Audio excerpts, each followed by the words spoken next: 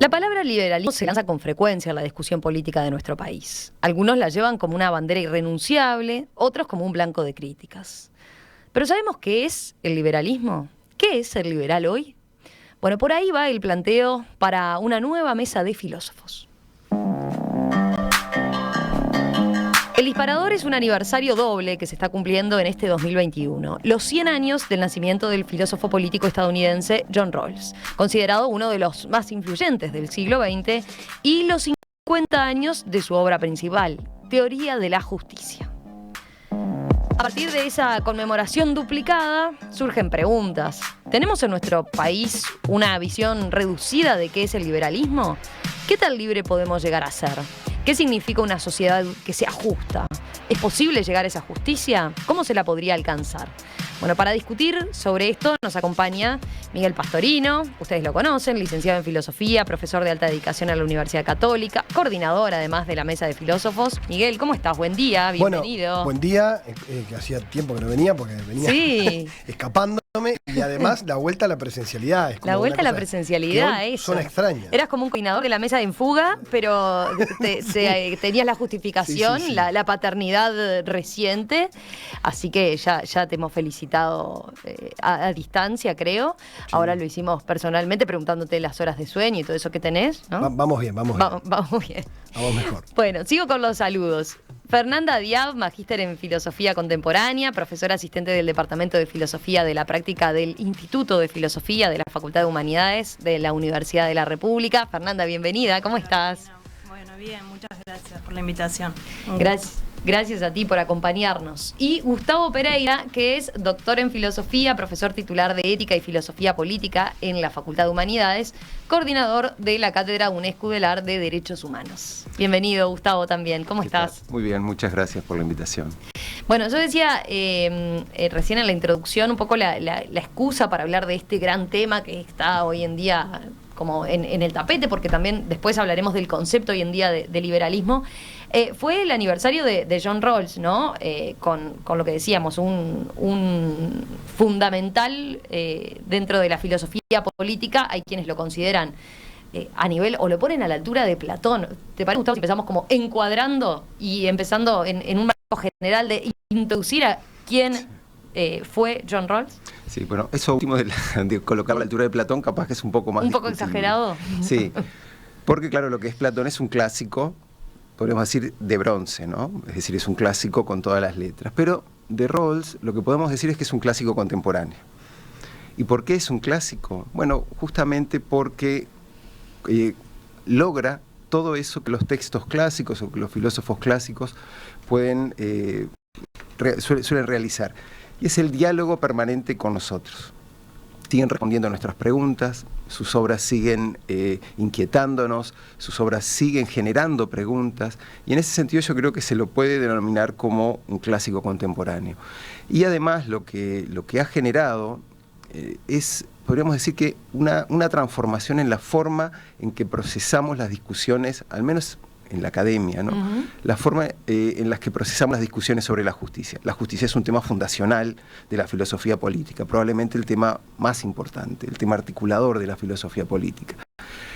Y Rawls estableció, podríamos decir, que los límites posibles de la discusión normativa. Y eso lo hizo a partir de un par de conceptos centrales. Uno de ellos es el de inviolabilidad de la persona. ¿Sí? En la segunda página, en la primera página ya de la edición española de Teoría de la Justicia, él plantea el concepto de inviolabilidad de la persona. ¿Y esto qué quiere decir? ¿Qué quiere decir esto? Bueno, lo que quiere decir es que una sociedad justa, o en una sociedad justa, ningún arreglo institucional puede vulnerar la idea de que las personas son fines en sí mismos. ¿Sí? Un acuerdo de una mayoría no puede vulnerar esa condición que remite a la idea de dignidad en Kant. Una ventaja económica o incluso la eficiencia de la sociedad, una sociedad más eficiente, tampoco puede vulnerar esa idea de inviolabilidad. Y que es, podríamos decir, que una forma contemporánea de restablecer el núcleo de los derechos humanos, ¿sí? El núcleo normativo de los derechos humanos, y de las teorías de derecho. A partir de esto, Rawls lo que hace es construir o desarrolla una metodología de justificación de los principios que van a ordenar, que van a guiar a una sociedad justa a través de un mecanismo imparcial. O sea, la preocupación es la imparcialidad. Una forma de tratarnos unos a otros como fines en sí mismos es a través de ese tratamiento imparcial que ordenará la distribución de libertades, deberes, beneficios. ¿Y por qué no un mecanismo real? ¿Por qué no pensar en un acuerdo real? Bueno, porque en el acuerdo real lo más probable es que influya el poder. Quien tiene mayor poder económico va a tener mayor influencia, quien tiene poder político o militar también va a tener mayor influencia, las tradiciones que pesan en una sociedad pueden también hacer que ciertas posiciones pesen sobre otras, y eso no sería un resultado justo. El mecanismo que él construye está en la tradición del contrato, es una nueva forma de contrato, y para hacerlo muy rápido, ese mecanismo permite elegir 3 principios, es decir, 2 que son 3 en realidad, porque el segundo se divide en 2. Uno que asegura iguales libertades fundamentales, uno que asegura iguales oportunidades, y uno que establece que las ventajas económicas, ¿sí?, el incremento de las ventajas económicas siempre tiene que estar atado a la mejora del grupo menos aventajado. Como consecuencia de esto, lo que vamos a tener es que una sociedad justa va a garantizar libertades fundamentales, pero también, y esto es muy importante, va a ser una sociedad que asegure un mínimo social y que tenga una enorme preocupación por la desigualdad social. ¿Sí? Eso es, en 4 diapositivas, lo más destacable de teoría de justicia. A ver, ¿quién sigue en la definición, en situarnos? Digo porque ahí me surgen un montón de preguntas. Hay quien se preguntará, bueno, pero ¿está liberal entonces John Rawls? ¿No? Y es un tema que da para discutir, pero sigamos encuadrándolo, a ver, y contando sobre su teoría de justicia. Sí. Fernanda o Miguel, no sé quién. Yo como sé menos que ellos son los expertos, yo vengo a preguntar. Pero vos venías estabas tomando Estoy tomando apuntes. Estás tomando apuntes. No, y quiero saludar a Juan Olano, que hoy estaba invitado a estar él en la mesa, porque es otro de los que le gusta y sabe. Y hay amigos, seguidores en Twitter, que hoy clamaban por su presencia, pero están cuarentenados, pobre, así que le mandamos un fuerte abrazo grande. Sí, no, una cosa que a mí siempre me llamó la atención, recalcando algunas cosas que dijo Gustavo, los clásicos en la historia de la filosofía son como siempre actuales. Es esa cosa de que vos lees Platón y en muchas cosas te sigue hablando para el hoy, para grandes problemas que siempre cobran mucha actualidad. Y una de las cosas que se plantea de la obra de Rawls es eso, es transformarse en un clásico contemporáneo donde vuelve a temas de la filosofía política que no estaban trabajados con esa densidad, con esa profundidad y con ese rigor, volviendo a traer temas como, bueno, que no son fáciles de resolver, de la relación entre lo que él planteaba, entre libertad y justicia. A mí una cosa que siempre me gustó mucho de la figura de Rawls es que eso me gusta mucho de los filósofos en general, algunos que no les gusta esto, que separan mucho la idea de la biografía. A mí siempre me gusta mucho mirar la vida del filósofo y cuánto impacta eso en el desarrollo de sus ideas. Y la vida de Rawls es de un hombre en Baltimore, ¿no?, que es donde él creció, y justamente él venía de una familia que estaba bastante bien, o sea, acomodada, pero él convivía a diario con grandes injusticias, con segregación racial. Su madre era una gran, digamos, militante de los derechos civiles y del feminismo. Su esposa después también. O sea, es un hombre que me parece que tuvo una vida además donde le pasaron muchos dramas, murieron 2 hermanos, donde los contagió él de enfermedades a las que él sobrevivió. Y eso es como un drama también de cómo algunos vienen a la vida y parecería como que no todos partimos justamente en las mismas condiciones, ya en la propia experiencia de dramas cotidianos que marcan para toda la vida, ¿no? Como, bueno, es decir, no partimos de la misma situación, ¿no? O sea, creo que invito a que busquen, ¿no?, recorrer la vida de este hombre, además de su obra, porque me parece que esas cosas ayudan también a comprender cuánto impacta en nuestro modo de pensar las cosas que vivimos, ¿no? Pero ahí ya está marcando un aspecto que me parece interesante para quien no conozca a Rawls, ¿no? Es como, a ver si entiendo bien, él, siendo liberal, no asume que, dice, no todos partimos con las mismas oportunidades, ¿no? Sí, pero además, pero no pensemos solo en cuestiones socioeconómicas. Ajá. O sea, en la naturaleza humana, o sea, nosotros no todos partimos del mismo lugar en todos los campos, ¿no? Entonces, porque si no hay uno como una idea Sí, de solo llevarlo a ese plano. muy ingenua, y me parece, pero cuando la contrastás con la vida es mucho más impactante, ¿no?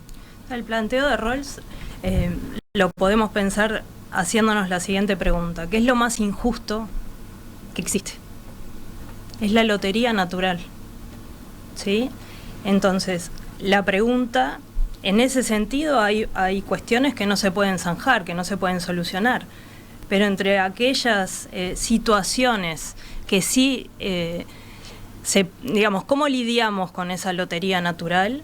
Y cómo institucionalmente realizamos arreglos y modificaciones que permitan que, dadas esas desigualdades, no se produzca una violación de los derechos de las personas y nadie quede por debajo de cierto límite. Tú preguntabas, bueno, ¿hasta qué punto se trataba de un pensador liberal? Hay algo que es muy importante, y es que el liberalismo rawlsiano, en esto de poner etiquetas y clasificaciones, es un liberalismo igualitario o igualitarista.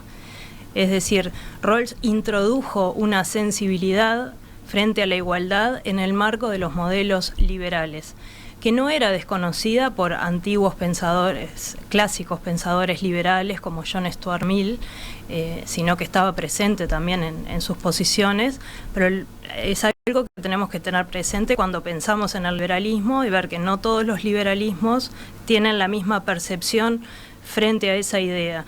Y Miguel decía, es la discusión entre libertad y justicia. Sí, es cierto, pero hay una discusión bien gruesa que está y que todo el tiempo aparece en el discurso público en nuestro país también, que es la discusión entre libertad e igualdad.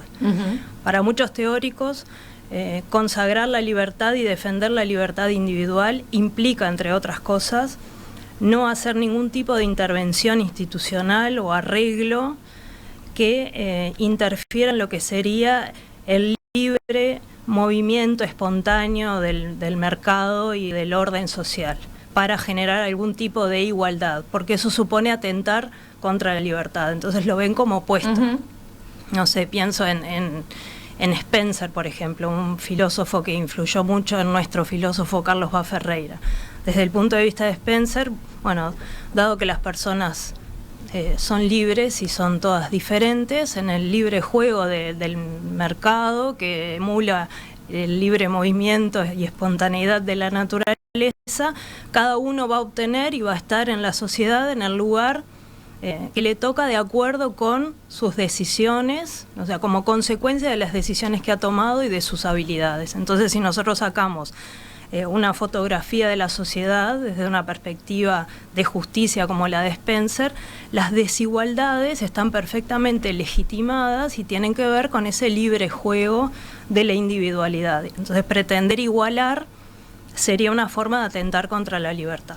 Para otros modelos teóricos, entre ellos el de Rawls, hay una pregunta que nos interpela, que es si la igualdad no tiene que ver también con la libertad, es decir, hasta cuánta desigualdad puede sostener una sociedad para poder garantizar la libertad de los individuos. Entonces, la teoría de Rawls introduce una sensibilidad igualitarista a los modelos liberales, que es muy importante porque permite dialogar con otros modelos. A mí una de las cosas que me llamó principalmente la atención cuando empecé a estudiar en facultad a Rawls era esta idea de que para los liberales era muy poco liberal, y claro, y para los socialistas o los comunitaristas que en ese entonces estaban en la discusión, tenía, digamos, tampoco le daba tanta importancia a la igualdad. Entonces, bueno, son interesantes esos autores que quedan entre fuegos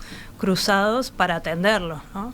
Claro, pero a ver, si vamos de vuelta al marco explicativo para el oyente que no conoce la obra de Rawls, ¿cuál sería la pata más liberal de él? O sea, hasta ahora vimos eso, ¿no? Que él atiende esa suerte que nos toca en la vida, de que no sabemos si vamos a nacer más gordos, más flacos, más ricos, más pobres, con más recursos, con menos recursos, en el norte, en el sur, ¿no? ¿Cuál es la otra parte, la que por lo cual se la define también como liberal? Sí, aquí hay también, antes de responder eso, tal vez es interesante ubicar cronológicamente o situarnos, ¿no? Porque, claro, Teoría de la Justicia se publica en el 71. 1971. Eso que entendemos, que todos sabemos hoy, que es el neoliberalismo o el liberalismo dominante, no existía en ese momento. Era un perro muerto. ¿Sí?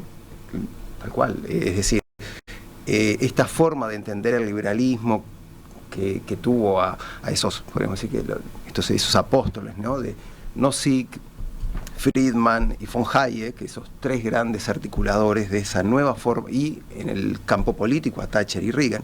En el momento en que Rawls publica Teoría de la Justicia, era algo completamente marginal, y la forma de entender el liberalismo estaba muy atada al New Deal, que es lo que tiene como parámetro fuerte John Rawls.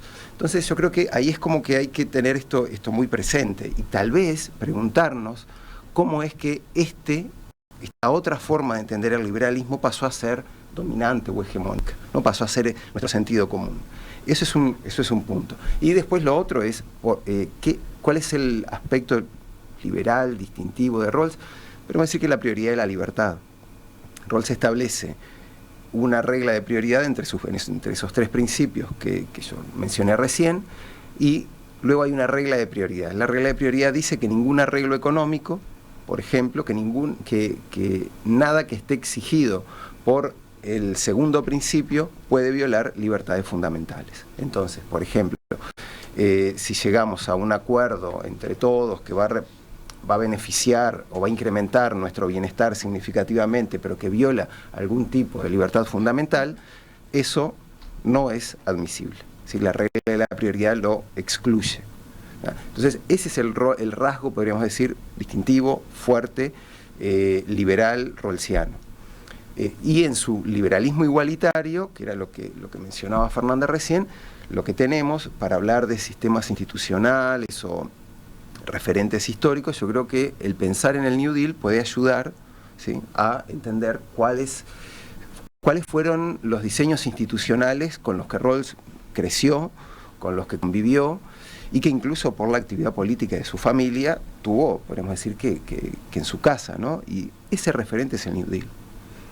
A ver, fíjate que con respecto a esta sensibilidad igualitarista que tiene Rawls, es interesante ver, la prioridad es la libertad individual, pero la pregunta es, frente a la defensa de la libertad del individuo, ¿qué tipo de desigualdades son legítimas o se justifican?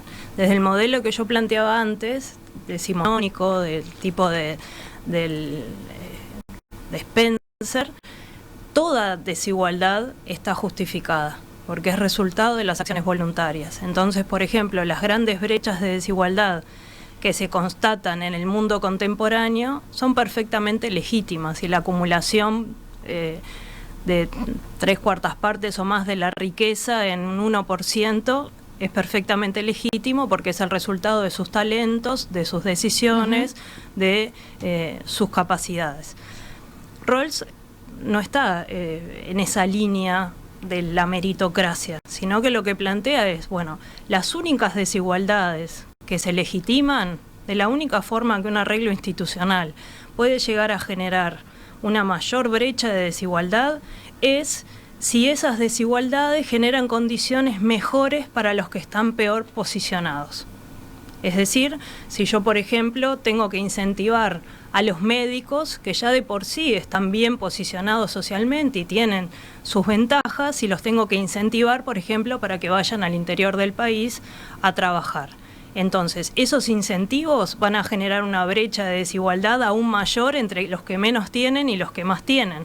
Sin embargo, en un orden de distribución distinto, en donde ese incentivo no está presente, los peor posicionados estarían aún peor. Entonces, la desigualdad, digamos, hay un poner entre signos de interrogación a la desigualdad. No cualquier desigualdad es legítima y es justa. ¿Rawls toleraría ese incentivo, el establecer esos incentivos? Para él, porque un liberal más a ultranza, podríamos diría, no, bueno, si el mercado no quiere que los médicos vayan a los lugares más remotos, donde es más complicado, chau. Sí, y un igualitarista extremo diría, no tenemos por qué incentivar, porque ya esos profesionales están posicionados de tal punto que están ya en condiciones de, ya pueden, digamos, viven bien y no necesitan más. De hecho, igualitaristas que discutieron con Rawls al respecto, en lugar de incentivos, hablaban de chantajes de los que están mejor posicionados. Pero lo interesante de esto es que el modelo teórico que Rawls propone es un modelo en el cual definamos, y eso también es liberal, definamos principios de justicia independientemente de la concepción moral, religiosa y de vida que tengamos.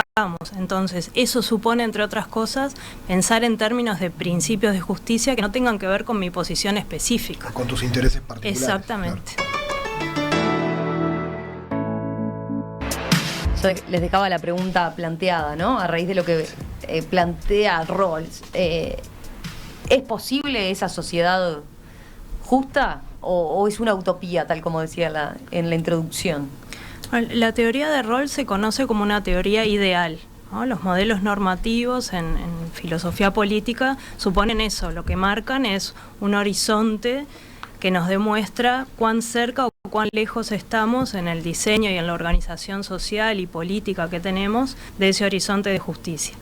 Pero lo rescatable y lo que es importante, en lo que es importante hacer énfasis es que para él, como para otros tantos filósofos políticos, el diseño institucional puede generar transformaciones y cambios. Y una de esas formas, por ejemplo, es que cuando se toman decisiones y cuando se legisla, se lo haga desde un punto de vista imparcial. ¿Qué quiere decir esto?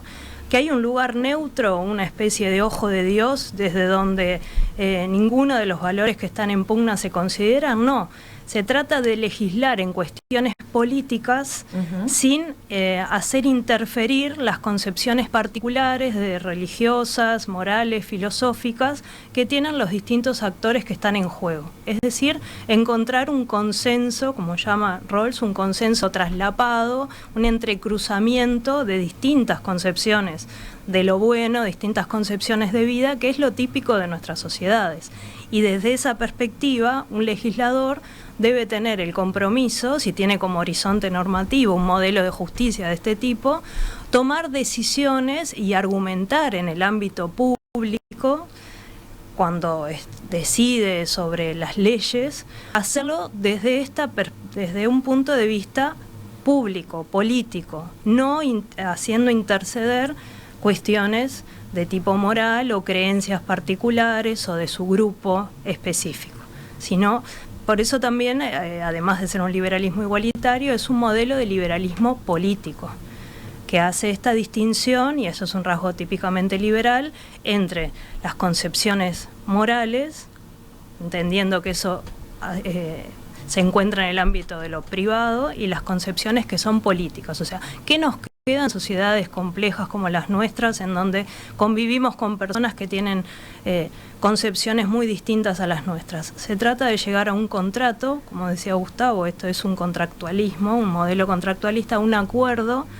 en términos públicos, en términos de razones que podamos compartir con otras personas. Esas razones no pueden estar fundadas en concepciones morales y religiosas. ¿Quiere decir que las personas tienen que abandonar esas concepciones? No, de ninguna manera.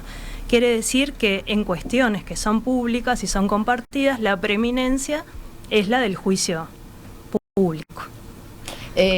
No sé, Sí. Gustavo, ¿vos querés agregar algo de esto? Sí, sobre todo a partir de tu pregunta, porque el término utopía creo que ahí es bastante provocador, ¿no? Porque lo que Rawls pretende hacer, Rawls en realidad tiene una ambición, podríamos decir que mínima. Lo que pretende hacer es sistematizar el sentido de justicia ya compartido en las sociedades democráticas.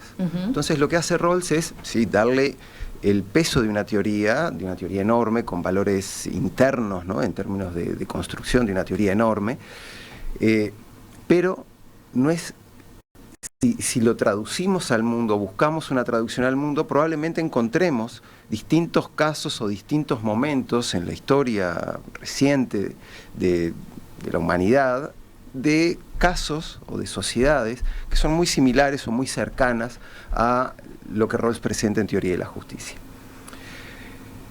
Algunos de los requisitos que mencionábamos tienen que ver con esa idea de inviolabilidad de la persona, pero hay otra cosa también muy importante y que tiene que ver con esto del peso de la libertad o de la libertad y la igualdad, y es que Rawls asume o supone, le atribuye a los ciudadanos la condición de libres e iguales, ¿sí? Esos dos valores, ¿sí?, están presentes. Los ciudadanos son libres e iguales, y eso es algo que no puede ser violado, reitero, por ningún arreglo institucional.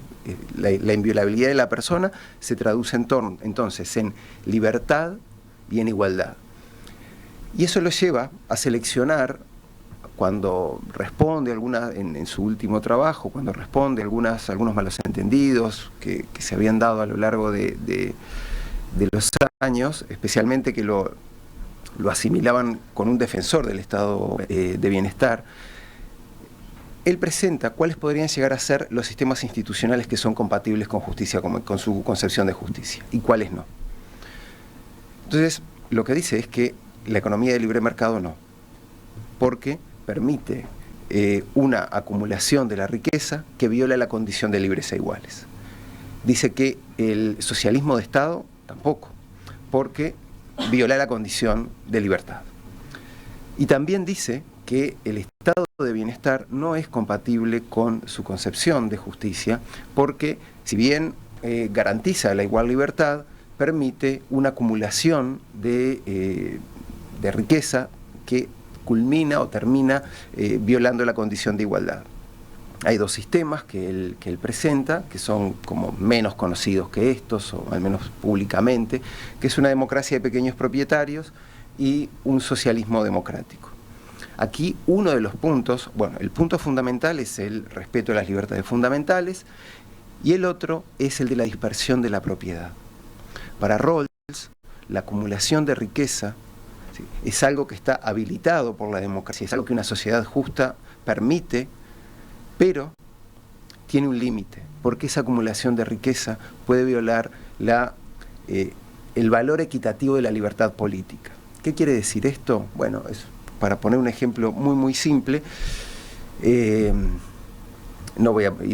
tengo un ejemplo que utilizo, pero es con un nombre en particular, pero supongamos alguien que es dueño de importantes medios materiales, ¿sí?, y también cualquiera de nosotros vamos a intervenir en la discusión pública o vamos a ser parte del proceso político. La posibilidad de influenciar ese proceso político por parte de cualquiera de nosotros y de esta persona que acumula grandes medios es sustancialmente diferente, al punto que puede distorsionarlo y puede llevarlo o puede acercarlo a sus deseos o preferencias. Eso para Rawls es algo que debe ser excluido en una sociedad justa. Por eso la opción por estos sistemas institucionales que él denomina democracia de pequeños propietarios y socialismo democrático. Yo presenté esta mesa volviendo sobre el concepto en general de liberalismo, ¿no?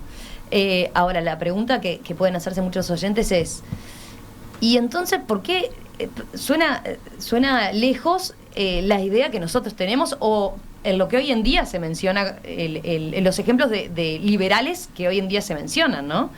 Estoy pensando últimamente hablamos del fenómeno de Javier Milei en Argentina, hablamos de Trump para hablar de liberal también, a veces de la ultraderecha en Europa, o sea, distintas cosas. ¿Por qué creen que se da esto? ¿Por qué quizás tampoco la teoría de Rawls en un contexto y siendo la figura que fue, ¿no?, para la filosofía política?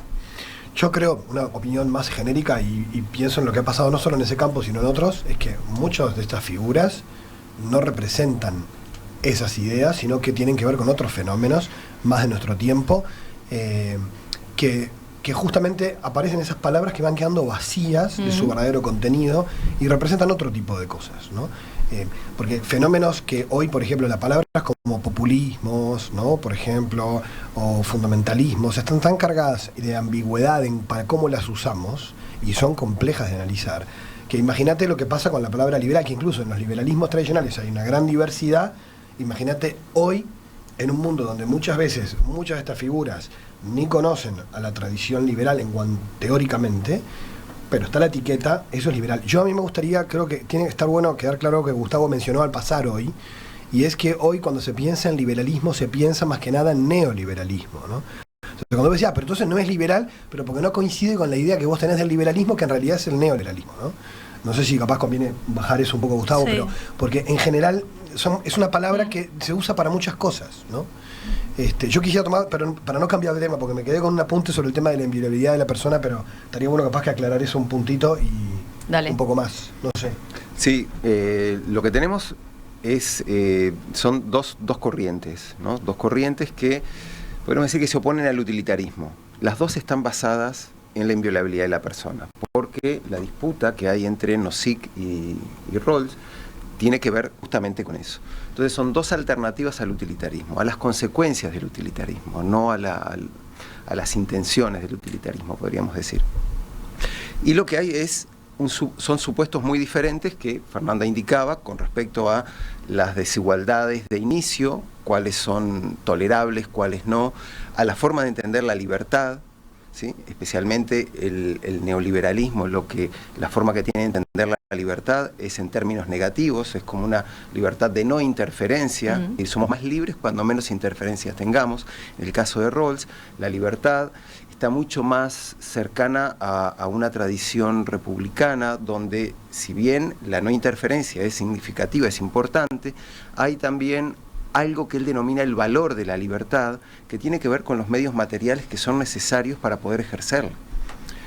Si no, parece algo hasta bastante hipócrita, ¿no? El asegurar que se puede hacer prácticamente todo y, bueno, esos medios materiales arreglémonos como podamos. Entonces, Rawls tiene una preocupación, o esta forma de entender la libertad, tiene una preocupación por garantizar que efectivamente podamos ser autónomos. La idea de libertad y autonomía tienen una relación interna en el pensamiento, en la tradición, ¿no? Desde Kant para acá. Y la forma de entender la autonomía también es distinta. En el caso de Rawls, la preocupación porque podamos autodeterminarnos lo lleva no solamente a poner restricciones que reduzcan la interferencia de otros en nuestros planes vitales, sino también a garantizar, como decía, medios materiales que nos permitan llevar adelante nuestros planes vitales. Y creo que ahí es donde está la diferencia fundamental. Pero para bajarlo bien a tierra, Rawls, ¿qué entiende que debe garantizar el Estado, por ejemplo? El Estado tiene que garantizar libertades fundamentales, eso es lo primero, Sí. y prioritario, oportunidades, ¿sí? Y un mínimo social, entre otras cosas. Podemos pensar, para poner una cosa así capaz que media bestial y polémica, en nuestra historia, un modelo muy cercano al rawlsiano es el vallismo. ¿Sí? Para ubicarnos históricamente, por supuesto que hay muchos matices pero yo creo que el vallismo calzaría muy muy bien con la teoría, con la concepción de justicia rawlsiana. Bueno, tú preguntabas, Mina, sobre la relación con estos fenómenos que actualmente han surgido y que se autodenominan liberales.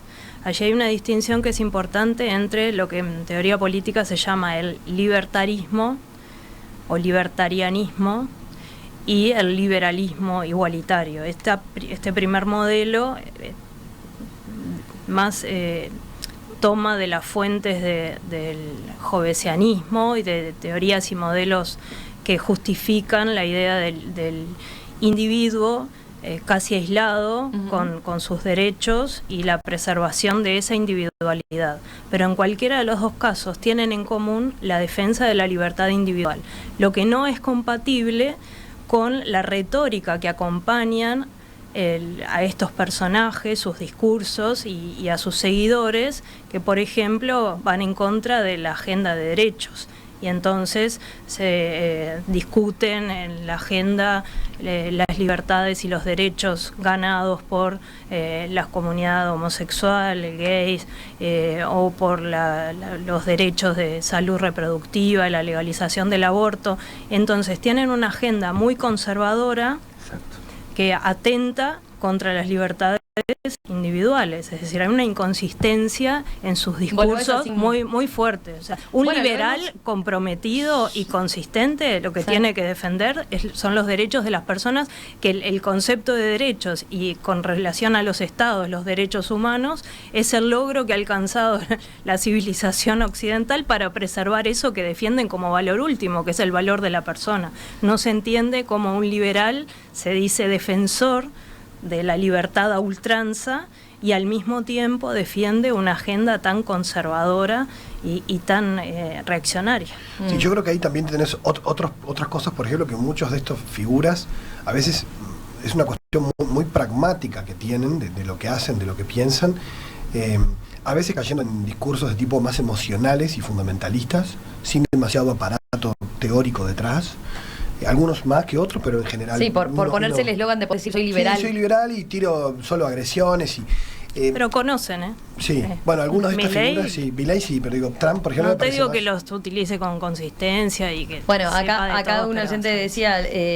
Trump con sus ideas de construcción del muro jamás puede ser considerado un liberal. Bueno, por eso, me parece que yo me refería más a Trump que a Milei en lo que dije. Ajá, ¿no? Pero una cosa que me parece para aterrizarla a nuestra vida cotidiana, algo que comentó Gustavo al comienzo, el tema de la inviolabilidad de la persona.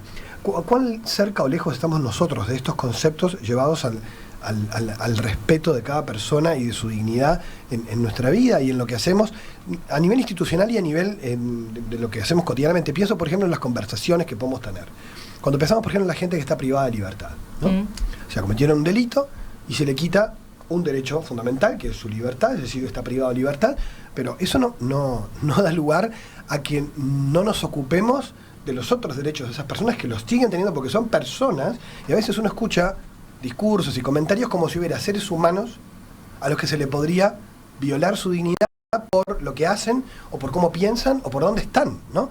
Entonces parece que hay personas que son más humanas que otras, y este concepto, por eso que es muy kantiano, ¿no? Pero es decir, del ser humano como fin en sí mismo y no como medio, es que ninguna persona puede ser usada para un fin particular, o sea, para un uso, o sea, nadie es una cosa. Es la diferencia que Kant establece entre bienes, ¿no? Las cosas que son bienes, y las personas que son fines en sí mismos.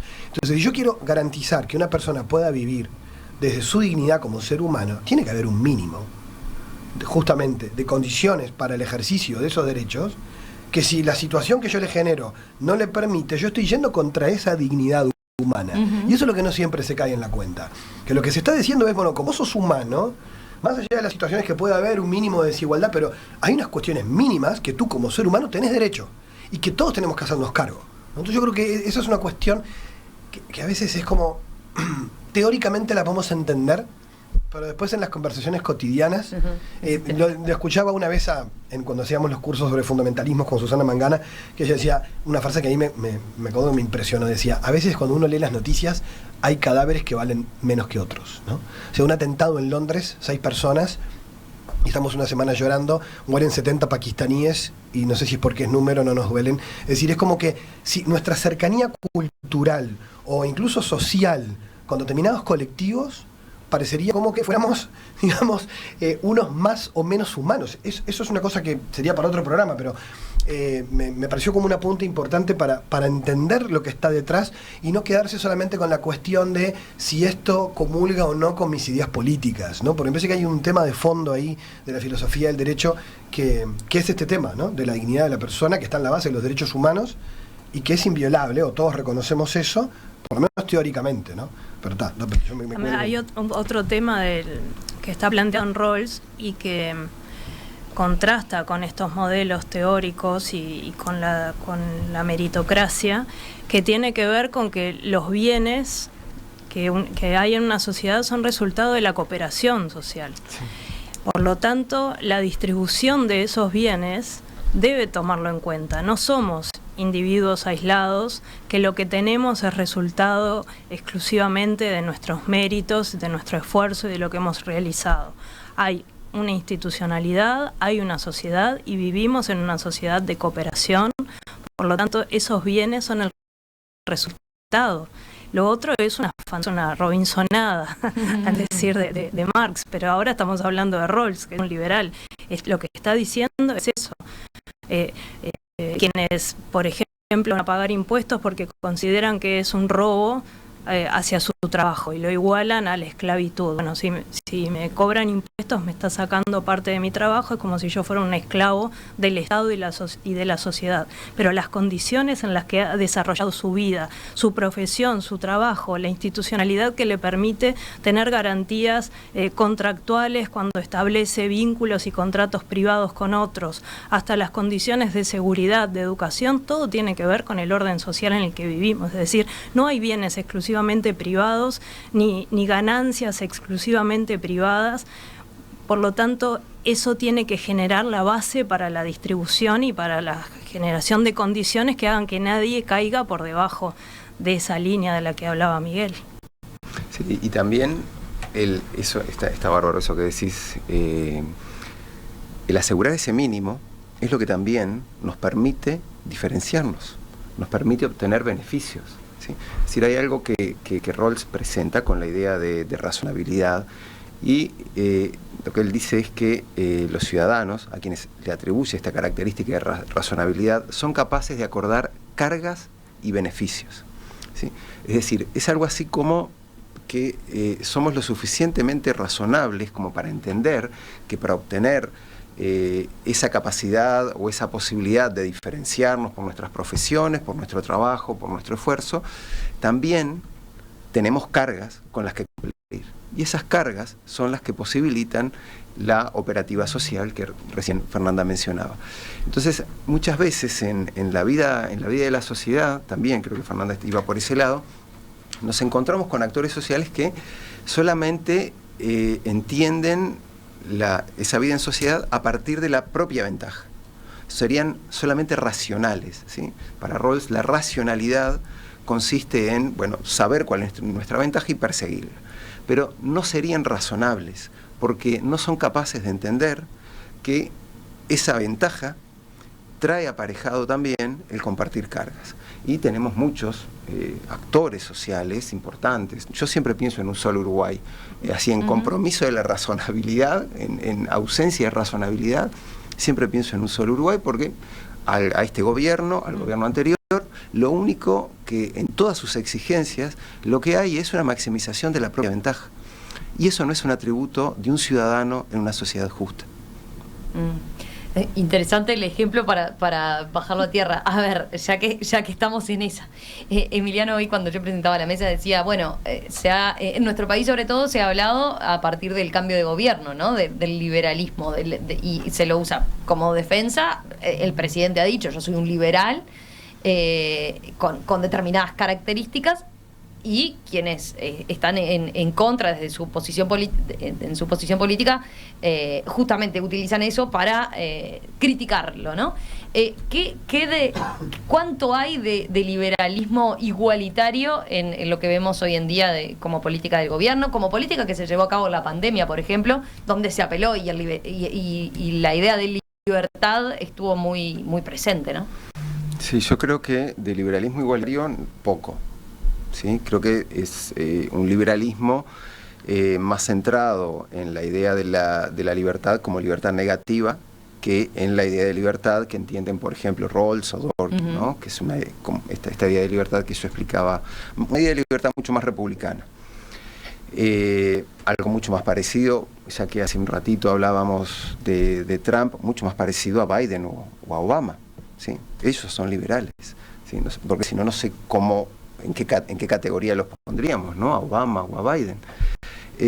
Entonces, yo creo que el gobierno tiene una autopercepción correcta, ¿sí? De un liberalismo mucho más jovesiano, me parece a mí, ¿no? Como decía recién Fernanda, y que las críticas se suelen hacer desde una perspectiva un poco más republicana o liberal republicana, más parecido a una perspectiva de Rawls, y también desde una perspectiva, podríamos decir, socialista, ¿no?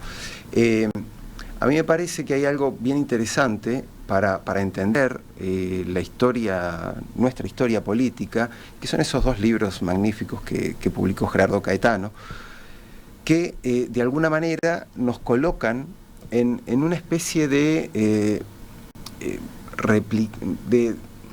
reiteración de modelos, ¿sí? Ese modelo republicano ballista y ese modelo liberal conservador que él presenta a principios de siglo, creo que es algo que sigue presente a lo largo de la historia y que es como una clave explicativa para poder entender nuestra sociedad.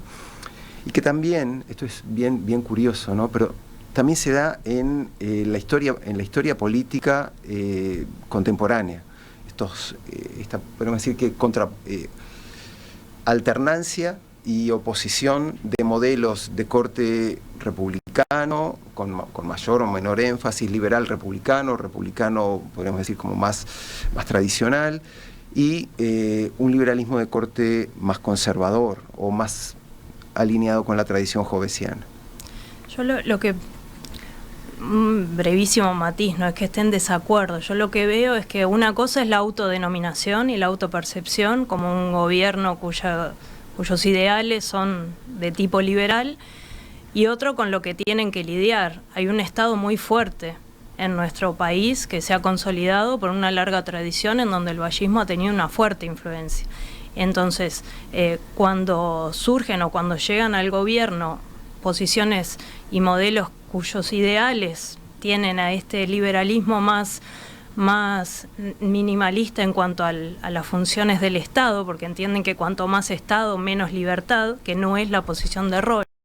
Rawls cree en un Estado regulador, en un Estado intervencionista para garantizar la libertad individual, pero cuando llegan al poder o al gobierno, porque no es lo mismo estar en el gobierno que tener el poder, es posible que el poder lo tengan permanentemente, pero una vez que llegan al gobierno tienen esa tensión entre pelear con esas fuerzas institucionalizadas que tienen un Estado regulador y esos ideales de limitar. O sea, lo vemos cotidianamente en ciertas tendencias que bajo el título de disminuir el gasto del Estado o la ineficiencia del Estado disminuyen los roles o empiezan a quitar tareas que estaban previstas estatalmente, y entonces, bueno, allí ponen en práctica esos ideales. Pero es una tensión permanente entre ese Estado más regulador y eso otro. Yo he escuchado a partidarios de un liberalismo más individualista y más extremo, participando inclusive en las tertulias de la radio, plantear que el Estado nuestro nunca va a poder ser liberal por esa fuerza que tiene, y viéndolo como un cuestionamiento. Y también cabría preguntarse si en algún momento y si en los 15 años anteriores hubo algo que no fuera liberalismo, o fue un liberalismo más regulador. Gustavo Pereira, Fernanda Díaz, Miguel Pastorino, muchas gracias por esta mesa de filósofos. Nos quedaron temas para seguir, en todo caso volvemos. Dale, Miguel. Recomendar que hay varias columnas en la diaria que escribieron Fernanda y Gustavo, y creo que Juan también. Sí, no sé varios sobre Rawls. Escribieron una serie de artículos por los 50 años en la diaria. Buenísimo, queda la recomendación hecha. Después, en todo caso, ponemos el link también a alguna de las notas. Gracias a los tres. Gracias, un placer. Muchas gracias.